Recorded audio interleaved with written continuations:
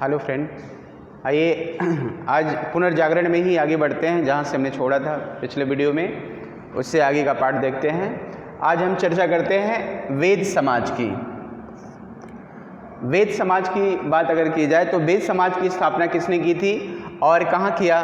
तो वेद समाज की स्थापना श्री धरालू नायडू ने किया था और 1864 में इसकी स्थापना कहाँ की गई थी? मद्रास में। और इसका कार्य क्या था, किसके लिए इसकी स्थापना की गई थी?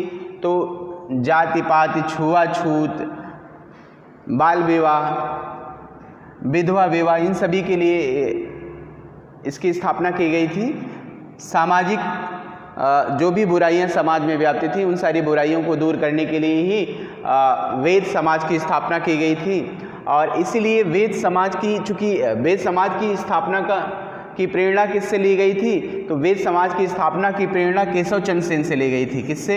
तो केशव चंद्र सेन से ली गई थी। इसे दक्षिण भारत का ब्रह्म समाज भी कहा जाता है। तो यहाँ से एक बड़ा अच्छा क्वेश्चन बनता है ये कि किसे दक्षिण भारत का ब्रह्म समाज कहा जाता है? तो वेद समाज को ही दक्षिण भारत का ब्रह्म समाज कहा जाता है। और इसकी प्रेरणा कहाँ से मिली? तो इसकी प्रेरणा केशव चंद्र सेन से। तो 2-3 क्वेश्चन इससे बहुत अच्छे बनेंगे।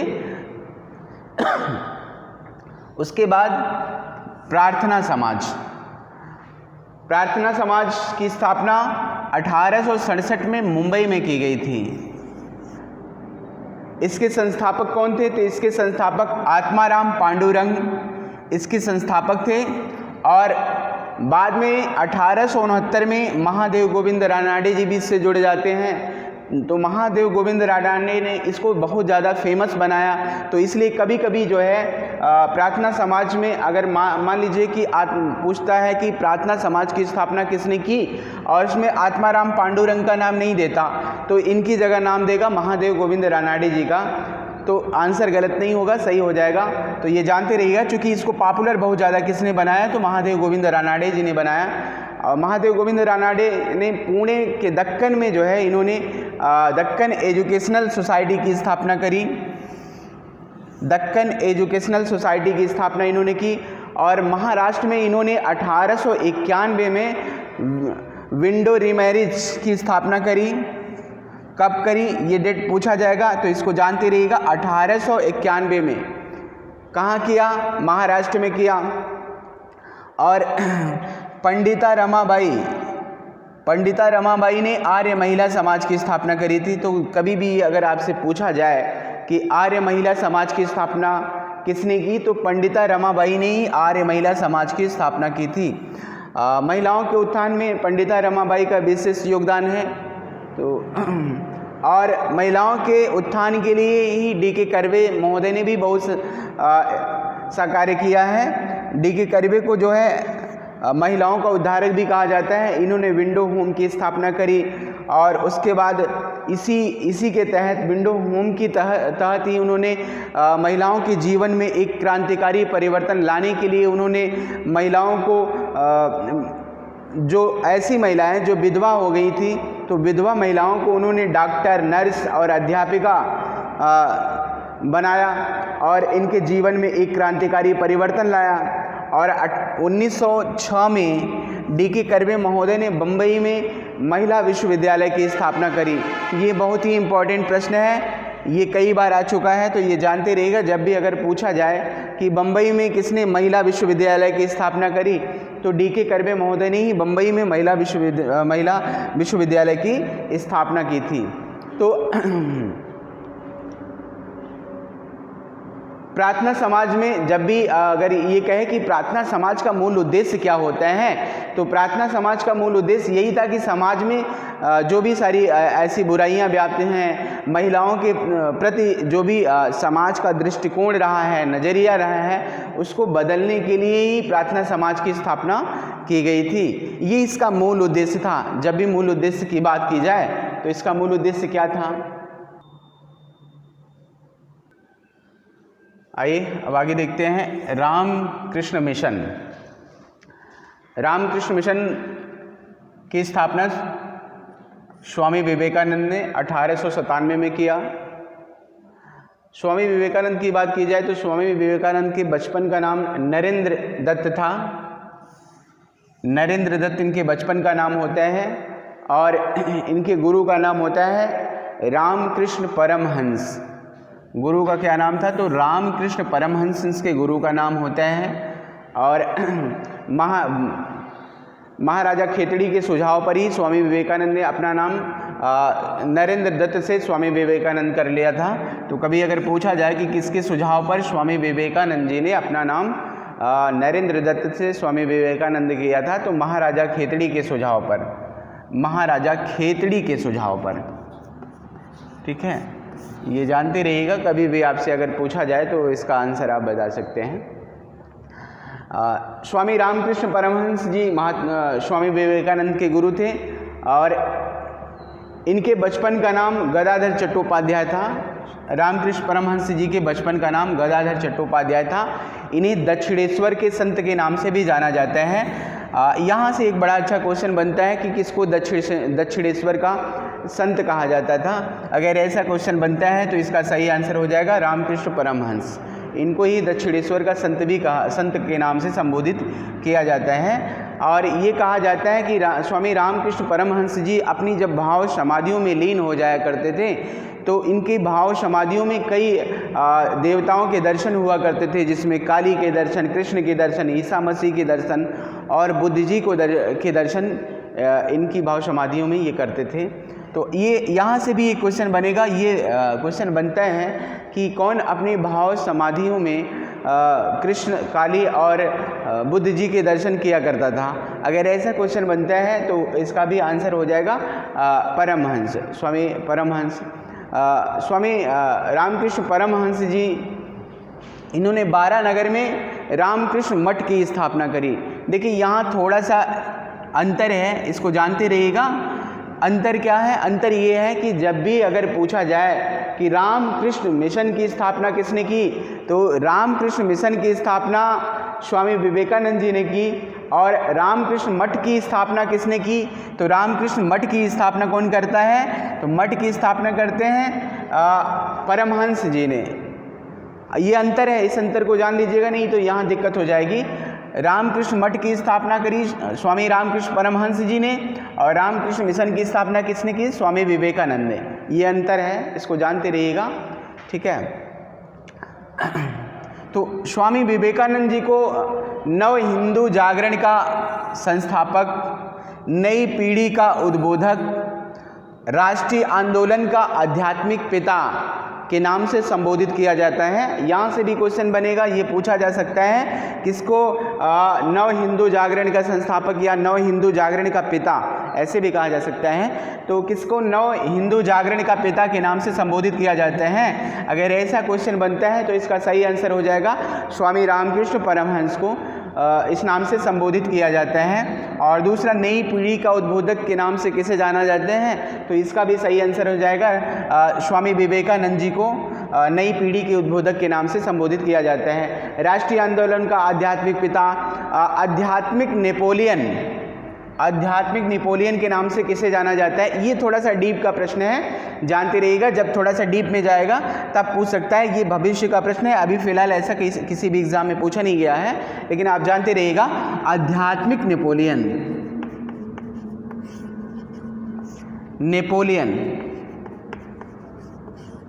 आध्यात्मिक नेपोलियन के नाम से किसे जाना जाता है? तो आध्यात्मिक नेपोलियन के नाम से स्वामी विवेकानंद जी को जाना जाता है। लगे हाँ 3-4 और जान लीजिए। अब ये कहे कि भारतीय नेपोलियन के नाम से किसे जाना जाता है? तो भारतीय नेपोलियन के नाम से समुद्रगुप्त को जाना जाता है। समुद्रगुप्त को भारतीय नेपोलियन कहा जाता था। और ईरान का नेपोलियन किसे कहा जाता है? तो नादिर शाह को ईरान का नेपोलियन कहा जाता है। तो ये सारी चीज़ें एक साथ आप जानते रहिए, कभी भी अगर आपसे पूछा जाता है तो आप बता सकते हैं। दरिद्र नारायण की अवधारणा को किसने लोकप्रिय बनाया? अगर ऐसा पूछा जाता है, चूंकि दरिद्र नारायण की अवधारणा किसने दी है, देखिए दो अंतर है। एक, अगर ये कहे कि दरिद्र नारायण की अवधारणा किसने दी, तो दरिद्र नारायण की अवधारणा दी है महात्मा गांधी ने। किसने दी है? तो महात्मा गांधी महोदय ने दिया है। महात्मा गांधी, इन्होंने दरिद्र नारायण की अवधारणा दी है। लेकिन इसको व्यापक रूप से जो है, इस कॉन्सेप्ट को व्यापक रूप से जो लोकप्रिय बनाने का श्रेय जाता है वो किसे जाता है, तो वो जो है स्वामी विवेकानंद जी को जाता है। इन्होंने दरिद्र नारायण की अवधारणा को व्यापक रूप से लोकप्रिय बनाया। इन्होंने कहा कि मैं उन भारतीयों से नाराज़ हूँ, खफा हूँ जो भारतीयों के पैसे से पढ़े और आगे बढ़े, लेकिन भारत की जो निर्बल जनता है, निर्बल लोग हैं, वो इनकी मदद नहीं करते। इस बात से लेकर मैं बहुत ज़्यादा खफा हूँ। ठीक है, तो अगर ये कहा जाए कि दरिद्र नारायण की अवधारणा को लोकप्रिय किसने बनाया, तो आप बता सकते हैं कि इसे लोकप्रिय बनाया है स्वामी विवेकानंद महोदय ने बनाया है। स्वामी विवेकानंद के बारे में ये कहा जाता है क्योंकि ये बचपन से ही बहुत ही मेधावी थे और इनका मन थोड़ा सा अशांत रहता था, और ये जो है इन्होंने जो है वेदांत की साधना इन्होंने की थी। वेदांत के बारे में इनको वेदांत के बारे में इनको अच्छी जानकारी थी। और उसके बाद एक बार ये ऐसे ही, तो ये ट्रेन की यात्रा कर रहे थे स्वामी विवेकानंद जी, तो इनके बगल में बैठा हुआ एक अंग्रेज़ बैठा हुआ था, और उसने देखा कि स्वामी विवेकानंद जो पत्रिका पढ़ रहे थे, पढ़ने के बाद ये उस पत्रिका के उस पेज को, जिसको पढ़ लिया करते थे, उस पेज को फाड़ के हटाते चले जा रहे थे। तो वो बैठा हुआ ये सारा दृश्य देख रहा था, और जैसे ही पत्रिका पूरी तरह से समाप्त हुई, उसके बाद उसने जितने भी फटे हुए पेजेस थे उसको उठाकर उसने कलेक्ट कर लिया था।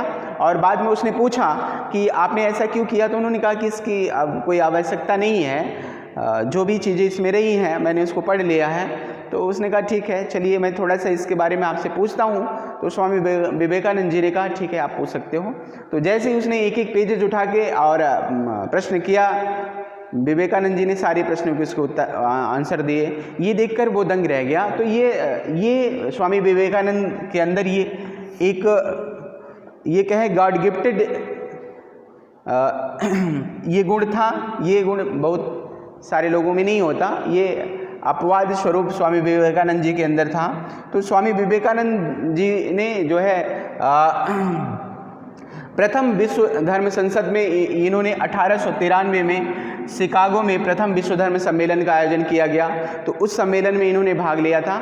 तो कहाँ किया गया था प्रथम विश्व धर्म संसद का आयोजन? तो शिकागो में। जानते रहिएगा, जब भी पूछा जाएगा शिकागो में प्रथम विश्व धर्म सम्मेलन का आयोजन कब किया गया था, डेटिंग भी पूछता है, इस बात को जानते रहिएगा। तो डेटिंग हो जाएगी इसकी 1893 में। शिकागो विश्व धर्म सम्मेलन में जब ये भाग लेने के लिए गए, तो यहाँ पर जाने के बाद इनको बोलने का मौका नहीं मिल रहा था, तो मात्र इनको जो है 1 मिनट बोलने का मौका दिया गया, और वो किसकी सिफारिश पर दिया गया ये भी पूछा जाता है। तो ये जानते रहिएगा, इनकी सिफारिश किसने की थी? तो जे राइट ने ही इनकी सिफारिश की, इनको बोलने का मौका दिलाया। और जब किस पर इन्होंने अपना जो वक्तव्य दिया, किस पर दिया, भाषण जो दिया इन्होंने किस पर दिया? तो वेदांत के शून्य पर इन्होंने अपना भाषण दिया था। वेदांत के शून्य पर इन्होंने अपना भाषण दिया था। ठीक है। रोमियो रोला ने इनके भाषण को ज्वाला की दहक कहा था। अब यहाँ से भी एक क्वेश्चन बन सकता है, किसने स्वामी विवेकानंद के भाषण को ज्वाला की दहक कहा? तो रोमियो रोला लिख दे रहे हैं, जानते रहिएगा। रोमियो रोला महोदय ने इनके भाषण को ज्वाला की दहक कहा था। ठीक है, ये लिखा हुआ है, रोमियो रोला ने इनके भाषण को ज्वाला की दहक कहा था। और 1893 में ही इन्होंने न्यूयॉर्क में वेदांत सोसाइटी की स्थापना करी थी। कहाँ वेदांत सोसाइटी की स्थापना करी? न्यूयॉर्क में। कब करी? तो 1893 में। ठीक है, तो ये जानते रहिएगा। और सैन फ्रांसिस्को में शांति आश्रम की स्थापना करी। किसकी? तो शांति आश्रम की स्थापना कहाँ की? सैन फ्रांसिस्को में शांति आश्रम की स्थापना करी। और उसके बाद द्वितीय विश्व धर्म सम्मेलन का आयोजन कहाँ किया गया? तो द्वितीय विश्व धर्म सम्मेलन का आयोजन जो है 1900 में पेरिस में किया गया। द्वितीय धर्म संसद का आयोजन जो है 1900 में पेरिस में किया जाता है। और अब यहाँ एक क्वेश्चन और बन सकता है कि स्वामी रामकृष्ण ने रामकृष्ण मिशन की स्थापना कब की थी? तो 1897 में स्वामी विवेकानंद ने रामकृष्ण मिशन की स्थापना 1897 में की थी। ये डेटिंग याद रहना चाहिए, क्योंकि डेटिंग से मॉडर्न हिस्ट्री की ज़्यादातर डेटिंग से ही क्वेश्चन बनते हैं। डेटिंग अगर जरा से इधर उधर हो जाएगी तो हमारा आता हुआ क्वेश्चन भी गलत हो जाएगा, इसलिए विशेष पर ध्यान रखिएगा। इसको इसलिए मैं रिंग में कर दे रहा हूँ, आप जानते रहिएगा। 1902 में जब ये पेरिस के द्वितीय धर्म सम्मेलन से वापस आते हैं, तो वापस आने के बाद यहाँ 1902 में स्वामी विवेकानंद की कलकत्ता में मृत्यु हो जाती है। कलकत्ता में इनकी मृत्यु हुई थी स्वामी विवेकानंद जी की। तो जब भी कभी पूछा जाए आपसे कि स्वामी विवेकानंद की मृत्यु कहाँ हुई थी, तो कलकत्ता में हुई थी। मार्गरेट नोबल या सिस्टर निवेदिता इनकी शिष्या थी। ये पूछा जाए कि मार्गरेट नोबल का मूल नाम, इनका एक और नाम कौन सा था, तो सिस्टर निवेदिता। सिस्टर निवेदिता,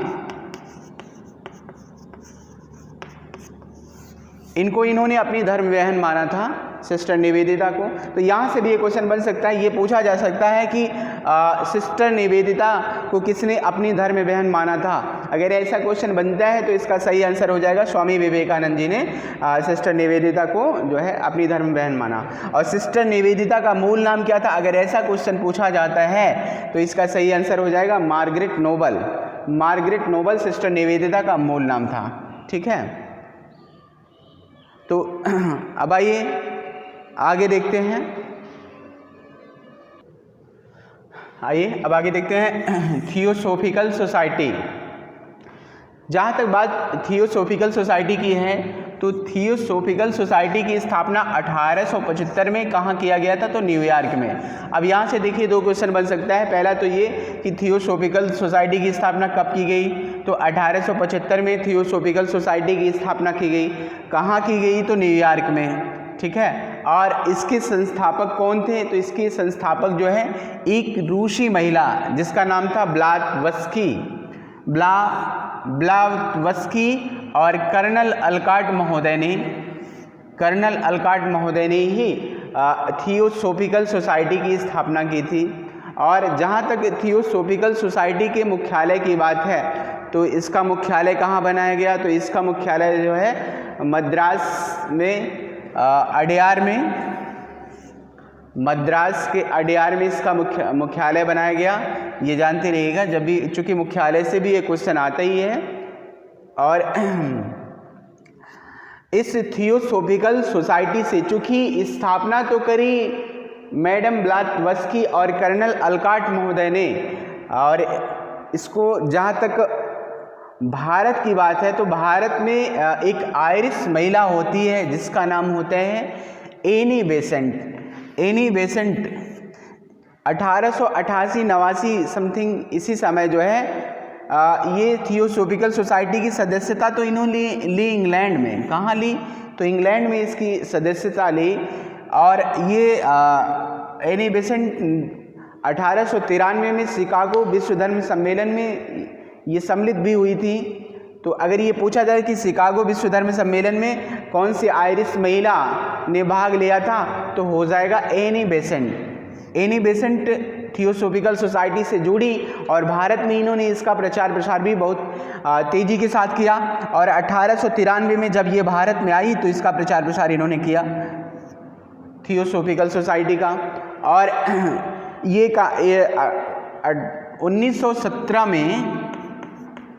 1917 में ये कांग्रेस की प्रथम महिला अध्यक्ष भी बनती हैं। कांग्रेस की प्रथम महिला, यहाँ से भी एक क्वेश्चन पूछा जाता है कि कांग्रेस की प्रथम महिला अध्यक्ष कौन बनी, तो वो एनी बेसेंट, कलकत्ता में ये कांग्रेस की प्रथम अध्यक्ष बनी, महिला अध्यक्ष, याद रखिएगा। कांग्रेस की प्रथम महिला अध्यक्ष बनी कहाँ, कलकत्ता में। कब, 1917 में। और 1898 में एनी बेसेंट ने बनारस में सेंट्रल हिंदू कॉलेज की स्थापना करी। सेंट्रल हिंदू कॉलेज कहाँ बनाया गया? तो बनारस में। और सेंट्रल यही 1898 में बनाया गया सेंट्रल हिंदू कॉलेज। आगे 1916 में जाकर मदन मोहन मालवीय जी के प्रयास से ये विश्वविद्यालय का रूप लिया, जिसका नाम होता है BHU हिंदू विश्वविद्यालय के रूप में इसको परिणित कर दिया। किसने किया? तो मदन मोहन मालवीय। अब यहाँ से भी ये क्वेश्चन बन सकता है, देखिए जब जरा सा डीप में जाएगा तो ये क्वेश्चन बना सकता है कि हिंदू विश्वविद्यालय प्राचीन में किस नाम से जाना जाता है। अगर ऐसा क्वेश्चन बनता है तो हिंदू विश्वविद्यालय प्राचीन समय में सेंट्रल हिंदू कॉलेज के नाम से जाना जाता था, या सेंट्रल हिंदू कॉलेज। ऐसे भी बन सकता है कि सेंट्रल हिंदू कॉलेज आगे चलकर किसका रूप ले लेता है? तो आगे चलकर ये हिंदू विश्वविद्यालय का रूप ले लेता है। किसका? तो हिंदू विश्वविद्यालय का रूप ले लेता है। ठीक है, तो जब भी पूछा जाए तो ये एनी बेसेंट की एक दो रचनाएं हैं। कॉमनवेल एनी बेसेंट की रचना है। कॉमनवेल पूछा जा सकता है, कॉमनवेल और न्यू इंडिया किसकी रचना है? तो ये जानते रहिएगा, ये दोनों जो है एनी बेसेंट की रचना है, न्यू इंडिया, कॉमनवेल। और इन्हीं न्यू इंडिया और कॉमनवेल नामक पत्रिका के माध्यम से ही इन्होंने भारत में एक आंदोलन चलाया जिसका नाम था home rule league. Home rule league Bharat की स्वतंत्रता में इस महिला का विशेष योगदान है, एनी बेसेंट का। और इन्होंने भारतीय जनता जनमानस को होम रूल लीग के माध्यम से एक विस्तृत जो है क्षेत्र को प्रभावित किया इन्होंने। और ये होम रूल लीग की इन्होंने स्थापना करी। इससे काफ़ी लोग इससे जुड़े, इनकी विचारधारा से जुड़े। तो जहाँ तक बात अगर की जाए एनी बेसेंट की, तो एनी बेसेंट ने भारतीयों के सोई हुई उस आत्मा को जगाया जो अपने खिलाफ होने वाले अत्याचार के कारण ये दबे हुए थे, बात नहीं कोई विरोध नहीं कर रहे थे। तो ऐसे लोगों को एनी बेसेंट ने जो है होम रूल लीग के माध्यम से जो है इनको जगाने का काम किया। एक क्रांतिकारी भावना इनमें पैदा करी। और उसके बाद जो है थियोसॉफिकल सोसाइटी का एक के बारे में ये कहा जाता है कि ये दैव विज्ञान के नाम से जाना जाता है। और इसके जहाँ तक धर्म की शिक्षा की बात है, तो धर्म की शिक्षा के ये 4 बिंदु, इम्पॉर्टेंट 4 बिंदु ऐसे हैं। कौन कौन सा? तो पहला, ईश्वर की एकता में विश्वास, विश्व बंधुत्व की भावना में विश्वास, परमेश्वर की विविध स्वरूपों में विश्वास, दिव्य आत्माओं में विश्वास। ये 4 ऐसे केंद्र बिंदु हैं, 4 ऐसे महत्वपूर्ण बिंदु हैं जो धर्म की शिक्षा से प्रेरित हैं। ठीक है, ये थियोसॉफिकल सोसाइटी में। और थियोसॉफिकल सोसाइटी के माध्यम से ही समाज में व्याप्त जो भी ये कहें कि कुरीतियाँ थीं, उन कुरीतियों को दूर करने का प्रयास किया गया। अब आगे देखते हैं थियोसॉफिकल सोसाइटी के बाद में।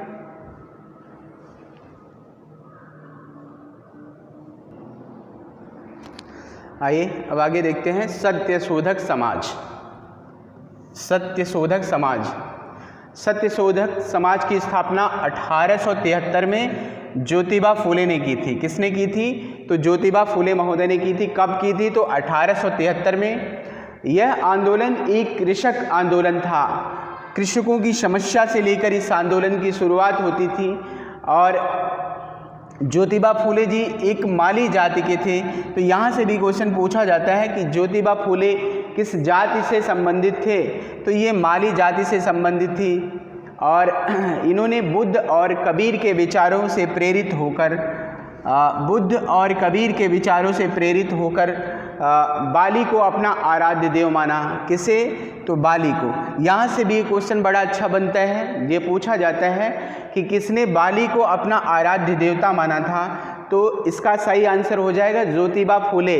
ज्योतिबा फुले ने ही बाली को अपना आराध्य देवता माना था। और इन्होंने जो स्कूल कॉलेज खोले उसे बढ़ावा देने का जो कार्य किया वो जगन्नाथ सेठ महोदय तथा भावदाजी महोदय ने ही इसको बढ़ावा देने का कार्य किया।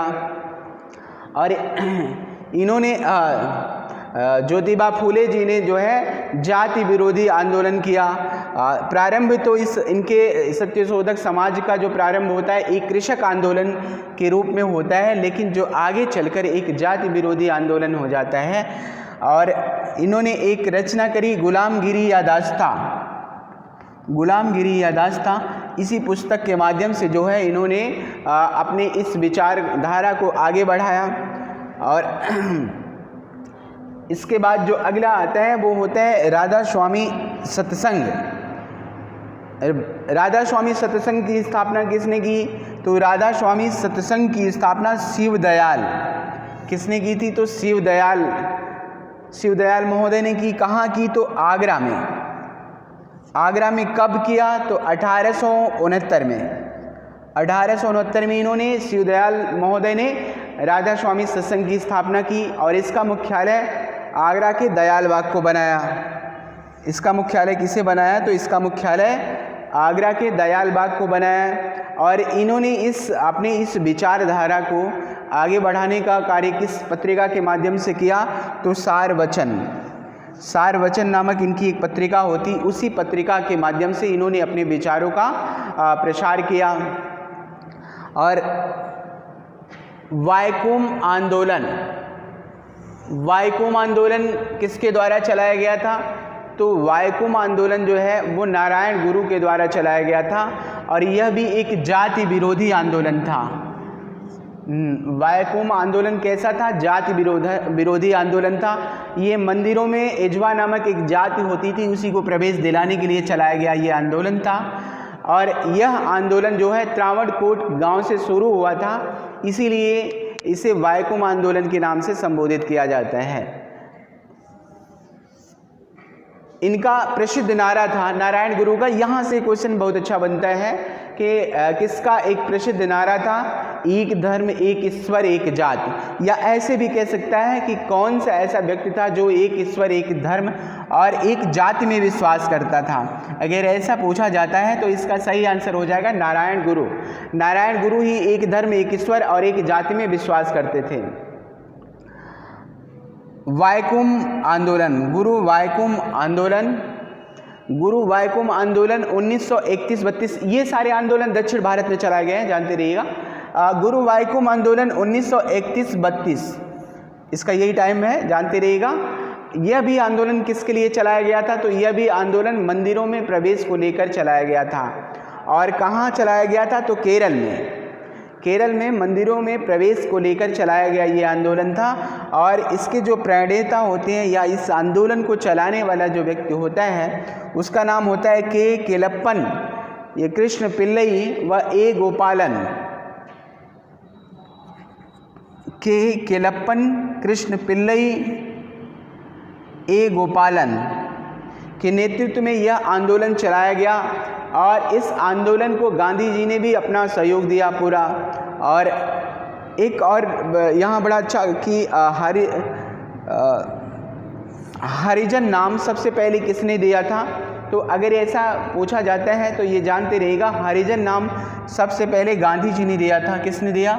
गांधी जी ने हरिजन, हरि के जन, ये नाम सबसे पहले किसने दिया? और गांधी जी ने। और किसने आदिवासी नाम सबसे पहले दिया? आदिवासी। तो आदिवासी नाम किसने सबसे पहले दिया? ये भी बड़ा अच्छा क्वेश्चन है, कभी कभी आता है, तो ये जानते रहिएगा। अगर ये कहा जाए कि आदिवासी शब्द का, ऐसे देखिए थोड़ा सा इसको परिवर्तित करते हैं कि हरिजन शब्द का सबसे पहली बार प्रयोग किसने किया, है ना? तो हरिजन शब्द का पहली बार प्रयोग हो जाएगा महात्मा गांधी महोदय ने। इन्होंने एक पत्रिका भी निकाली, हरिजन पत्रिका भी निकाली थी। तो हरिजन का पहली बार प्रयोग महात्मा गांधी ने किया। और आदिवासी शब्द का पहली बार प्रयोग किसने किया? तो आदिवासी शब्द का पहली बार प्रयोग ठक्कर बप्पा ने किया था। किसने किया?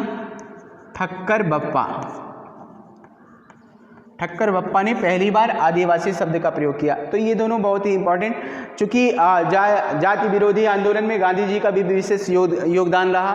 इन्होंने आगे चलकर विशेष योगदान हरिजन, ये पत्र निकाला, हरिजन पत्रिका के माध्यम से इन्होंने इनको ऊपर उठाने का पूरा प्रयास किया। और इसीलिए जो है 32 के बाद ये कहा जाता है 1932 से लेकर 34 तक का हरिजनों के उद्धार के लिए इन्होंने विशेष रूप से प्रयास किया। आइए अब आगे देखते हैं।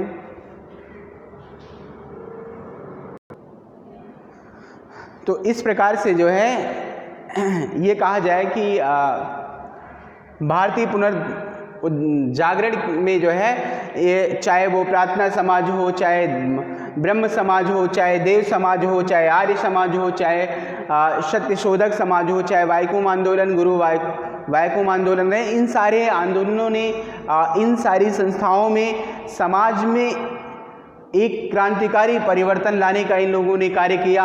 और समाज में व्याप्त जितनी भी सारी बुराइयां हो, चाहे वो बाल विवाह हो, चाहे वो सती प्रथा रही हो, चाहे वो जाति व्यवस्था रही हो, चाहे रूढ़िवादिता, ऐसी जो भी परंपराएं समाज में व्याप्त थी, उन परंपराओं के विरुद्ध जाकर इन लोगों ने आंदोलन किया और समाज में एक परिवर्तन लाया।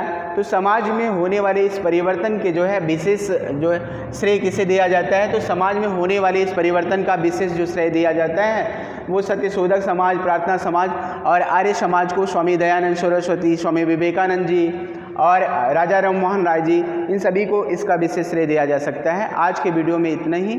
धन्यवाद।